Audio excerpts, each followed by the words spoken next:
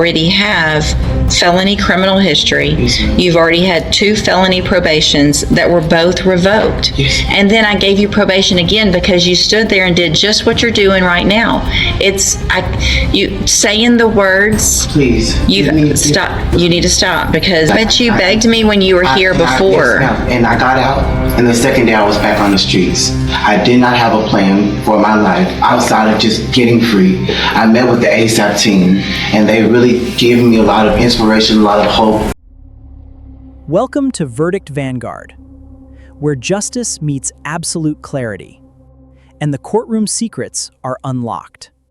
Good morning, you're Antoine Dill. Yes, ma'am. And Mr. Dill, you were previously in court and entered pleas of true to counts 1, 2, 3, 4, 5, and 6 in a motion to revoke your unadjudicated probation. On probation for the second-degree felony offense of burglary of a habitation, placed on probation. I think the dates in this updated report are, must be wrong. It says on May 8th, 2025, he met with the high needs officer for the initial visit. Should that be May 2024? Yes. Okay, all right, just want to make sure. So, placed on probation back in April of 2024 for that offense. The allegations: failure to report, failure to work, testing positive, that didn't do the theft prevention class, behind in fees, and behind in restitution. There was no agreement. Is that correct? That's correct. That's correct, yes. And I've received an updated pre-sentence report. Has everyone had an opportunity to review that report? Ma'am, yes. Any additions or corrections to that report? Nothing on the defense, Judge. I wouldn't say other than Ms. Court has any addition.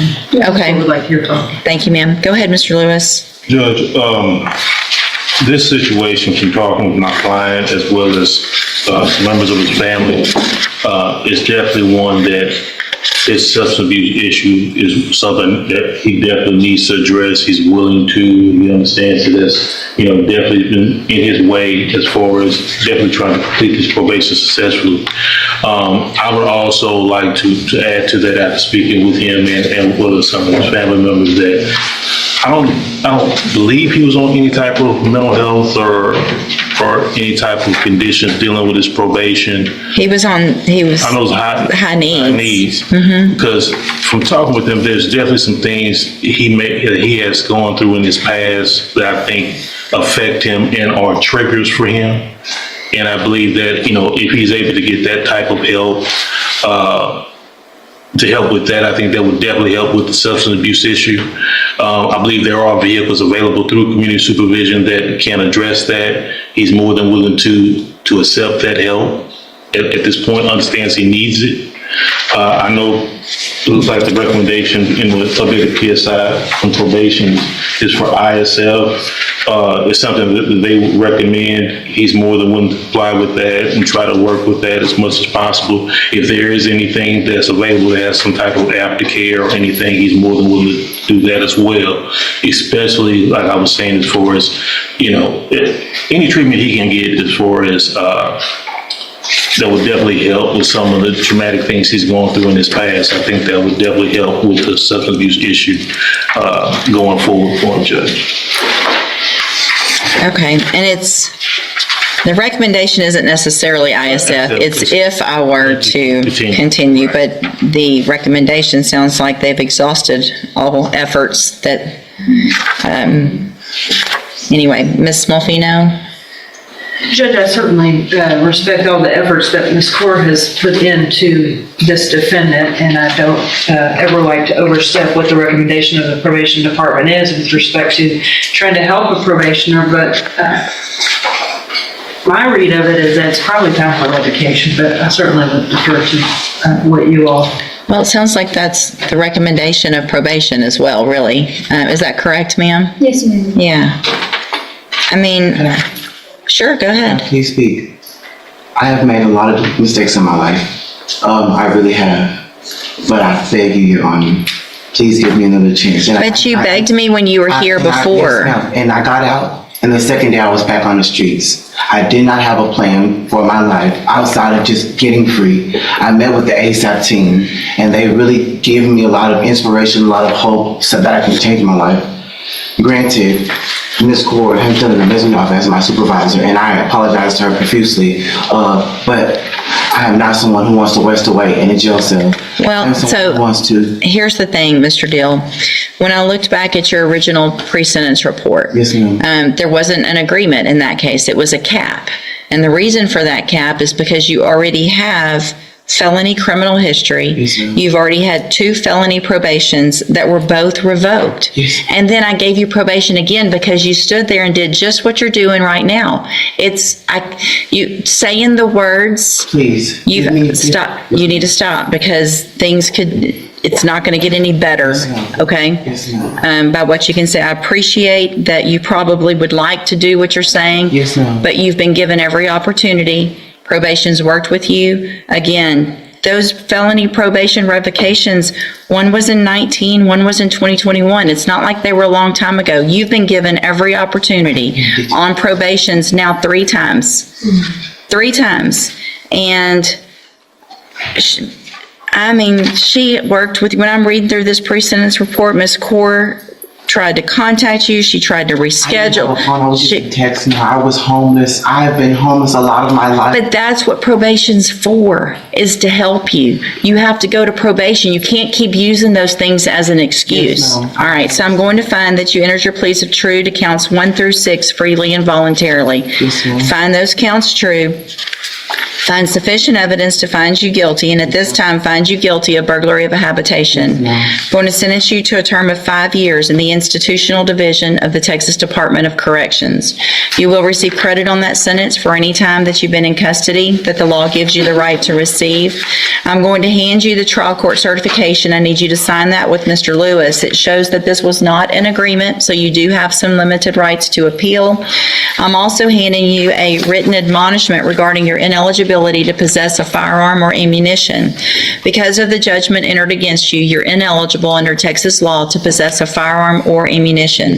Possession of a firearm or ammunition could lead to charges against you. Firearm is a legal term, and you should read that written admonishment I provide you to see what devices qualify as a firearm. If you have questions about the laws that make you ineligible to possess a firearm or ammunition, or about how long that lasts, you can talk to Mr. Lewis. Yes, ma'am. I understand this isn't what you want. Take advantage of it. And when you get out, take advantage of opportunities in the community, because there are some that can help you. Thank you. All right? You go back with Say the, one last thing to you, Judge.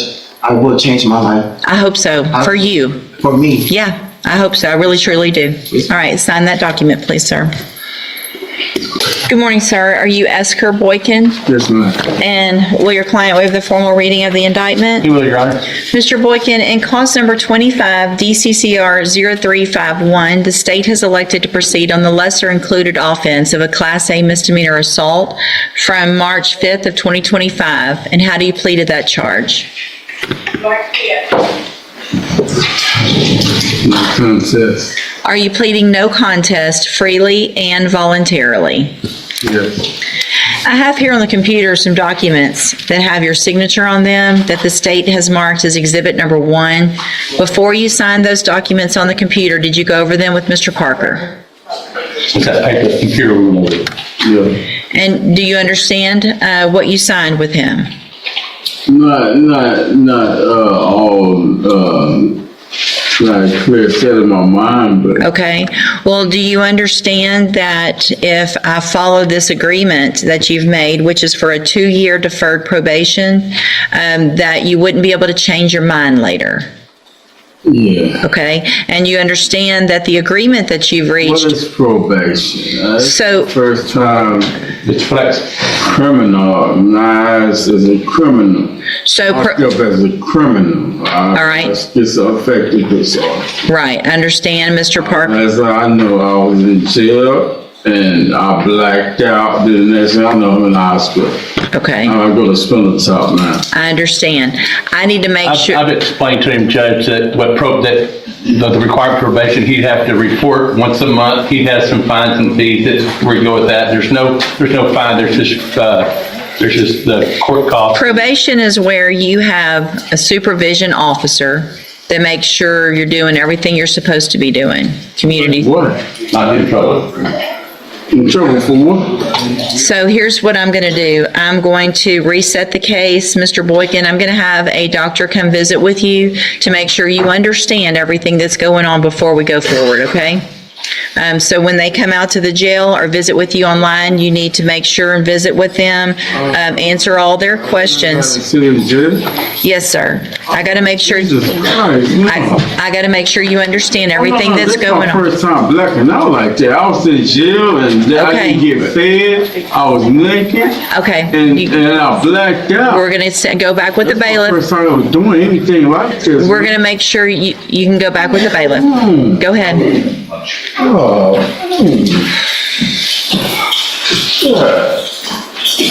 I do have. I'm going to delete that paperwork. I don't know. I mean, it's weird, because you can talk to him, they'll be fine, and then he I know. does that, and then I'm like, look, he keep on going, like, look, that's plain. I know, I'm sure. All right, are you Victoria Bailey? Yes, ma'am.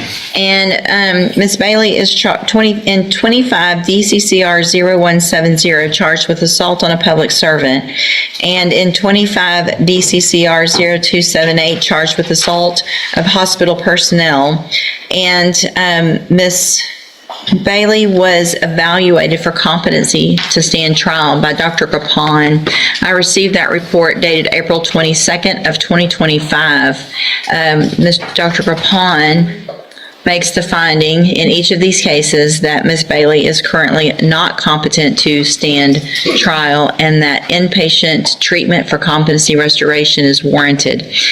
Is there any other evidence with regard to competency? Mr. Parker? No, Your Honor. Mr. Nichols? No, Your Honor.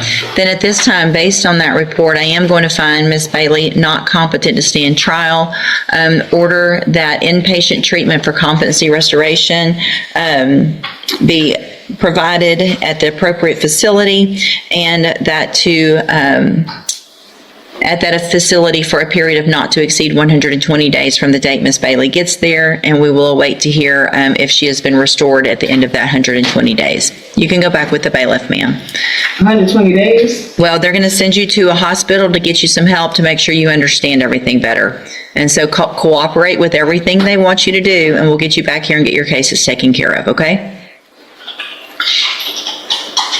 So I'm going to the hospital, then back to jail? Yes, ma'am.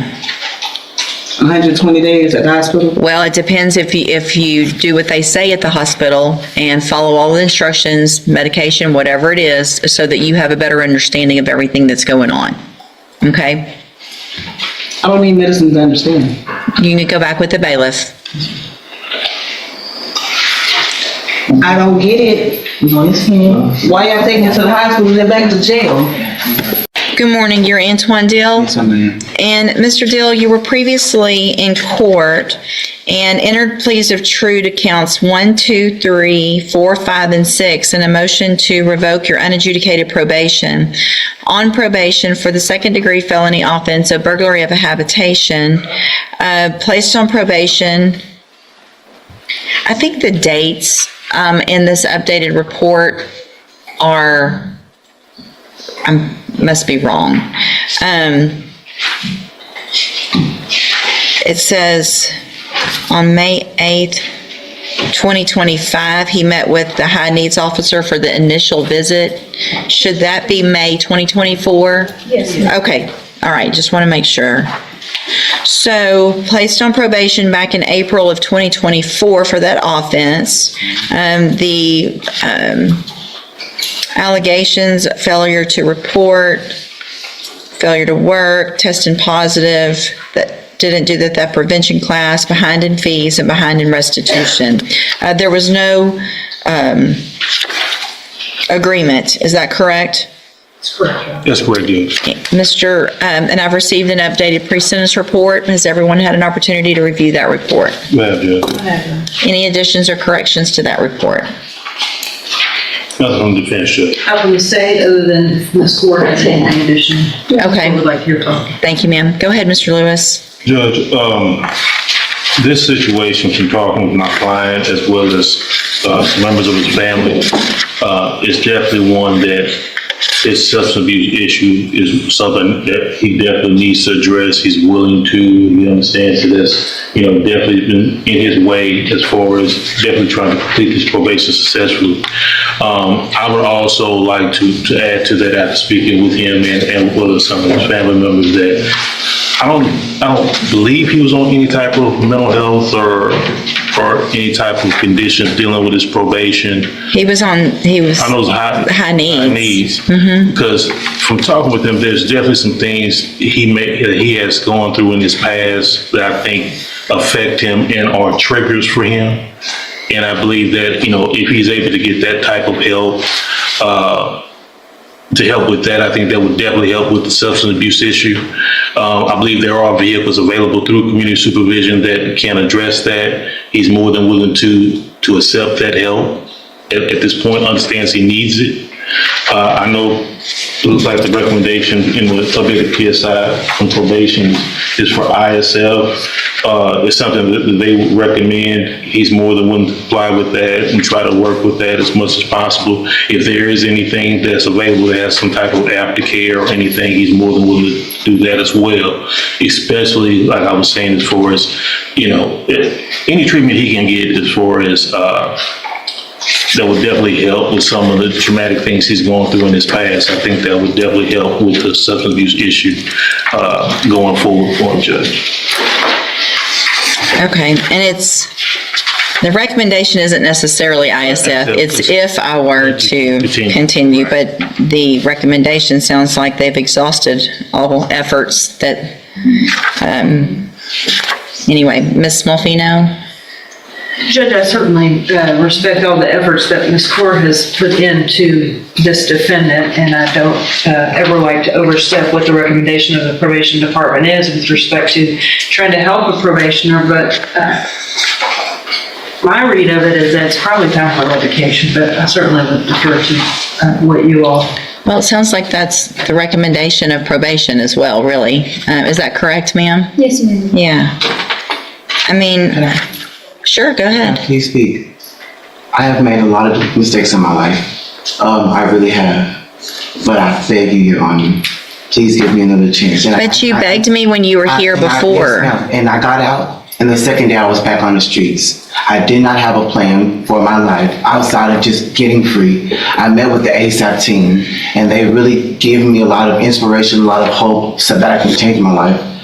Granted, Ms. Core has done an amazing job as my supervisor, and I apologize to her profusely, but I am not someone who wants to waste away in a jail cell. Well, so here's the thing, Mr. Dill.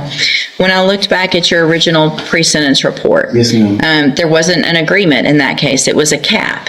And the reason for that cap is because you already have felony criminal history. Yes, you've already had 2 felony probations that were both revoked. Yes. And then I gave you probation again because you stood there and did just what you're doing right now. You saying the words. Please. You need to stop because it's not going to get any better. Yes, okay? Yes, ma'am. By what you can say. I appreciate that you probably would like to do what you're saying. Yes, ma'am. But you've been given every opportunity. Probation's worked with you. Again, those felony probation revocations, one was in 19, one was in 2021. It's not like they were a long time ago. You've been given every opportunity on probations now 3 times. 3 times. And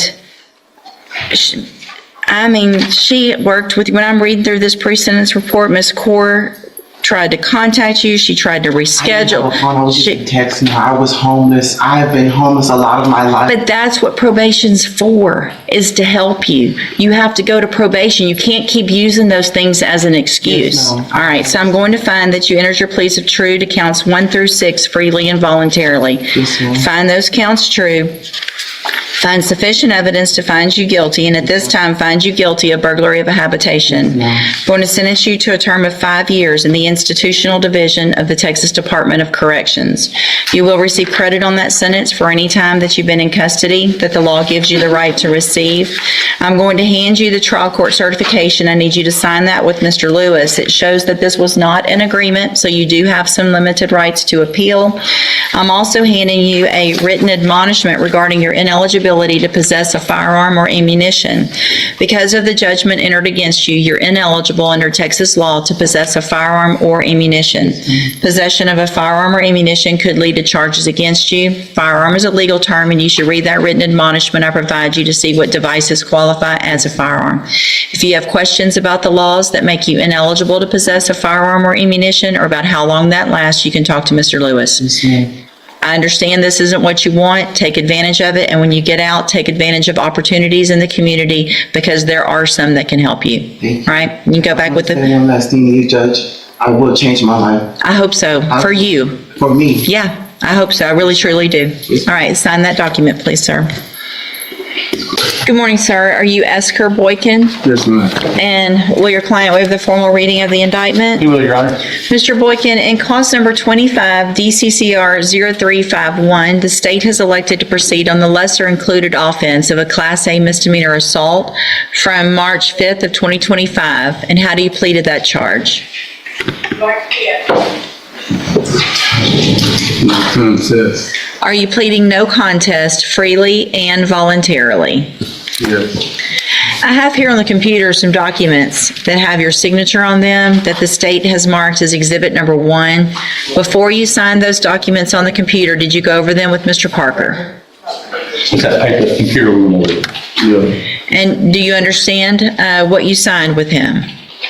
Not all like clear set in my mind, but Okay.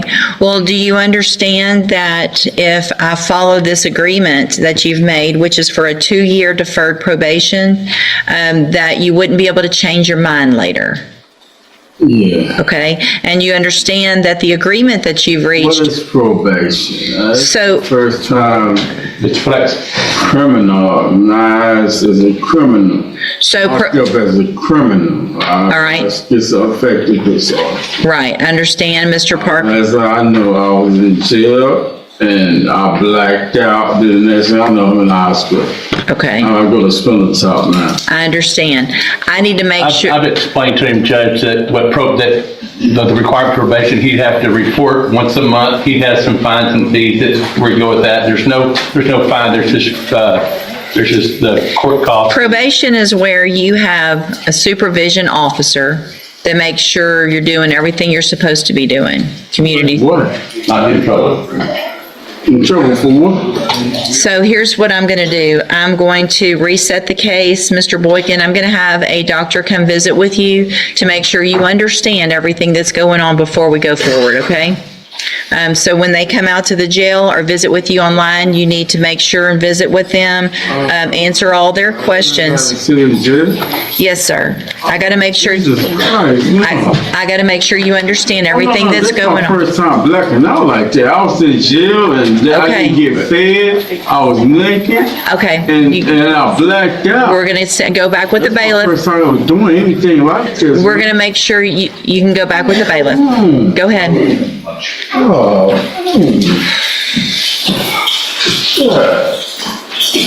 I do have. I'm going to delete that paperwork. I don't know.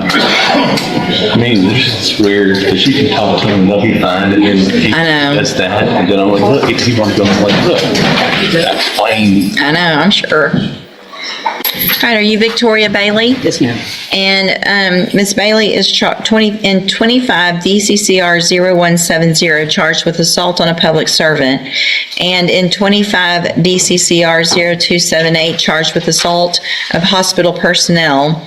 And Ms. Bailey was evaluated for competency to stand trial by Dr. Capon. I received that report dated April 22nd of 2025.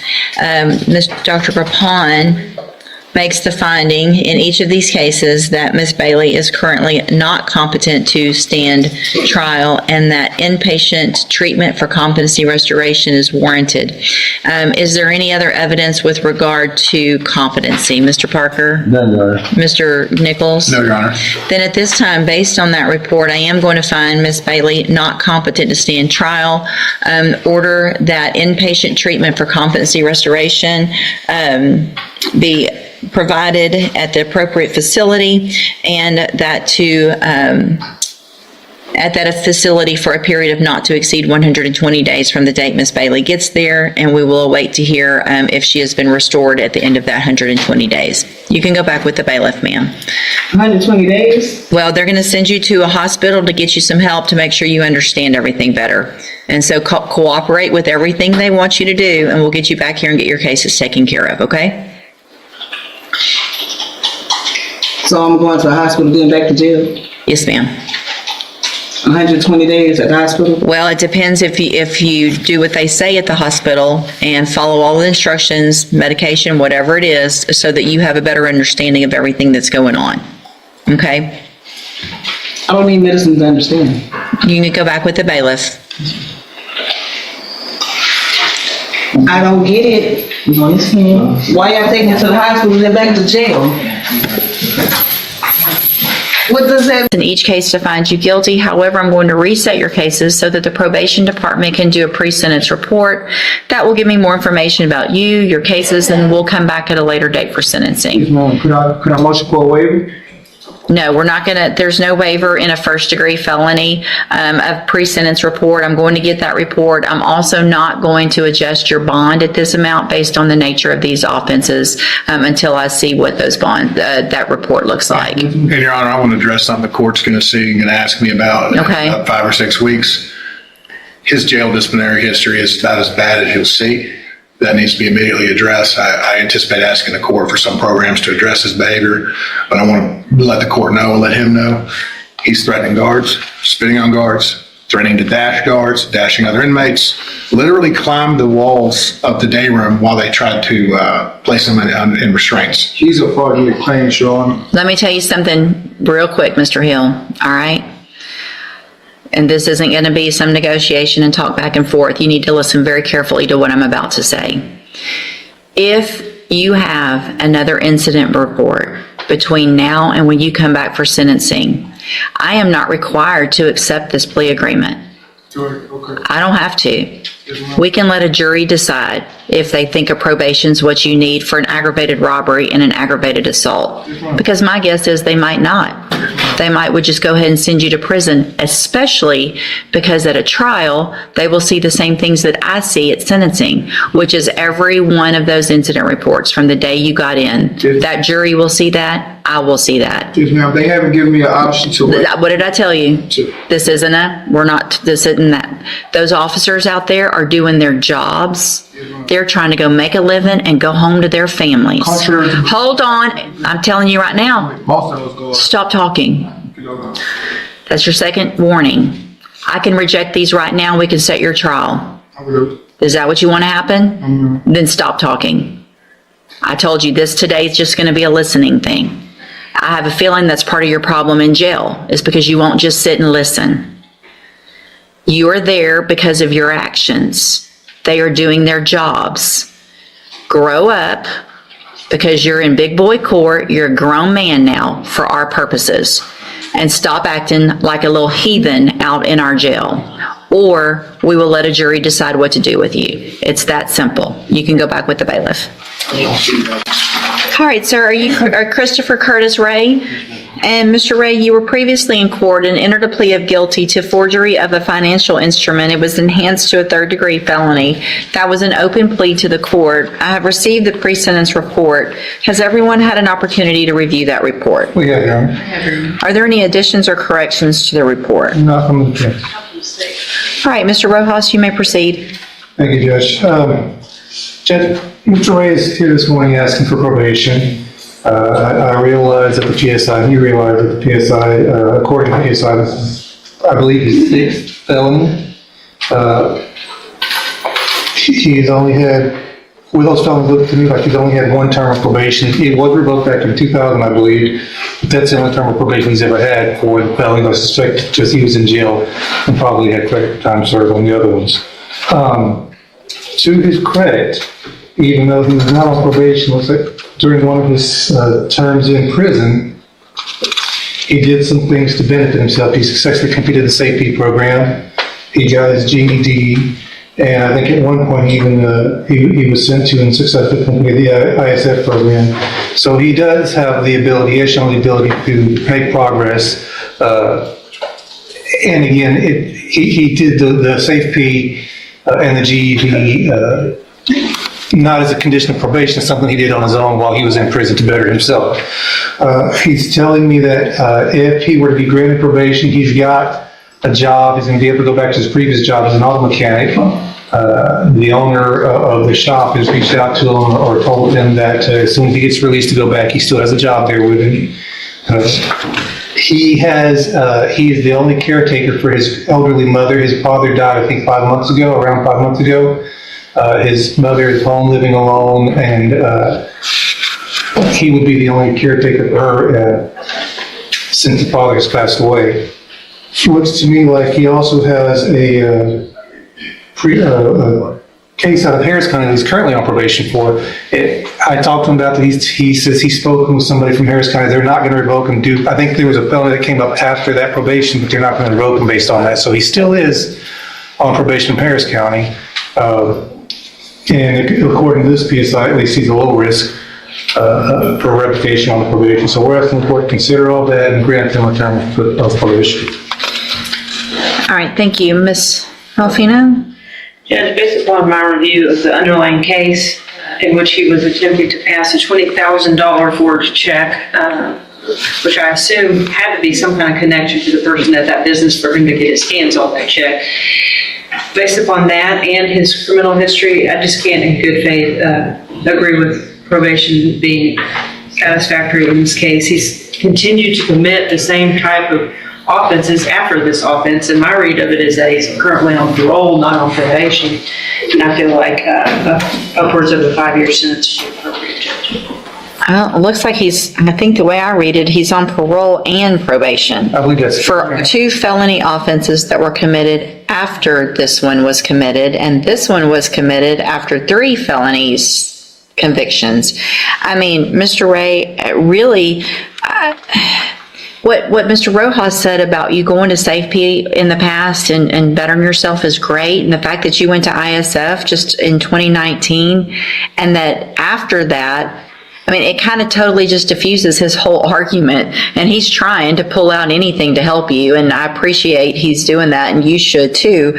But all it does is point out to me that you have all the tools and you continue to break the law, and the same thing of forgeries and burglary and fraudulent use of possession. I mean, it's just stealing from people or places, and I agree with Ms. Malfino. I can't in good faith put you on probation. It doesn't make any sense to me whatsoever.